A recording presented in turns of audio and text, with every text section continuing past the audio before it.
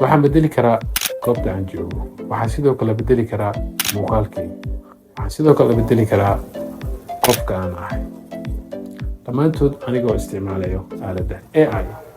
muddo sanad ah ayaan waxaan si joogto ah u isticmaalayaa aaladda AI, haddii ay noqoto ChatGPT, Gemini, iyo sidoo kale Claude, Hexfill, iyo weliba aaladaha lagu generate gareeyo sawirrada, muuqaalada iyo qoraalada. waxaan u isticmaalay shaqadayda,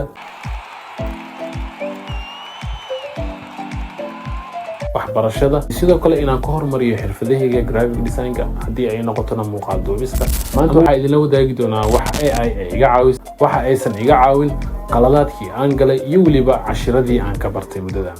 ugu horreyntii markii aan u baahdo in aan shay internetka ka baarto, ha noqoto article, product ama ay nooc wax kasta ay tahay, waxaan u baahanahay inaan Google ka galo oo aan search engine-ka wax ka baarto. Google wuxuu ii soo saari jiray linkiyo kala duwan, website-yo, iyo mararka qaar xataa muuqaalo YouTube ah ama inaan daawado, taas oo aad waqti badan igu qaadan jirtay. wixii aan raadinayay in aan waqti badan iga qasaaro, natiijo fiicanna aan ka heli waayo.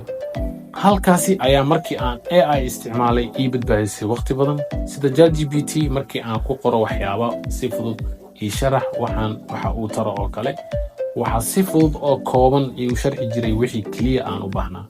halka Google-ka markaan wax ka raadinayo ee noqon jirtay inaan dhowr article booqdo, dhowr website aan galo, waqti badan oo halkaas iga qasaaro. maadaama ay xirfadahayga ka mid yihiin graphic design-ka iyo weliba muuqaalada iyo editing-koodaba, waxyaabaha ugu badan ee aan ka faa'iiday AI-ga waxaa ka mid ah in markaasi uu ii sameeyo graafigyo aad u qurux badan, sida boostooyinka xayeysiimaha iyo weliba designer aad u qurxoon, anigoo waqti badan oo aysan iga khasaarin.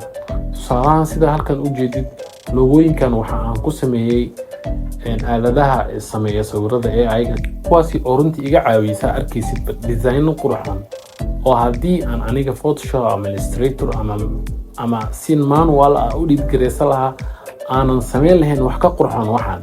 maadaama aan xirfadayda ku hormariyay, waxay taas iga caawisay in aan helo designo qurxoon, boostaro, logooyin iyo weliba designo qaadan lahaa waqtiyo badan iga qaadan lahaa in aan si fudud ugu samaysto aaladda AI. tusaale ahaan, hadda markaan loogadan sameynayay keliya ChatGPT ayaan galay, waxa aan ku qoray promptigan halkan aad uga jeedid oo ah ii sameey logo magaceedu saas yahay, kana kooban xarafkaas iyo xarafkaas.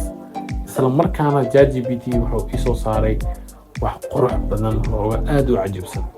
isla markiina waxaa mar kale ka codsaday inuu iigu sameeyo branding, oo ah loogadaadi sida ay ugu soo baxayso mock-up-yada, sida in mock-up loogu sameeyo, packaging-ka iyo weliba ama client-gaaga markaad loogu samaysid in ama markaad u bandhigayso loogada qofkii aad u samaysay qaab bandhigeed cajiib ah in uu markaas ChatGPT kugu sameeyo. sidoo kalena samaynta muuqaalada.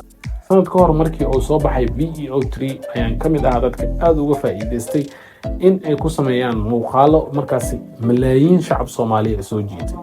sida halkan iyadan kaga muuqata, waxa aan sameeyay muuqaalo markaasi iskugu jira entertainment iyo weliba education ah.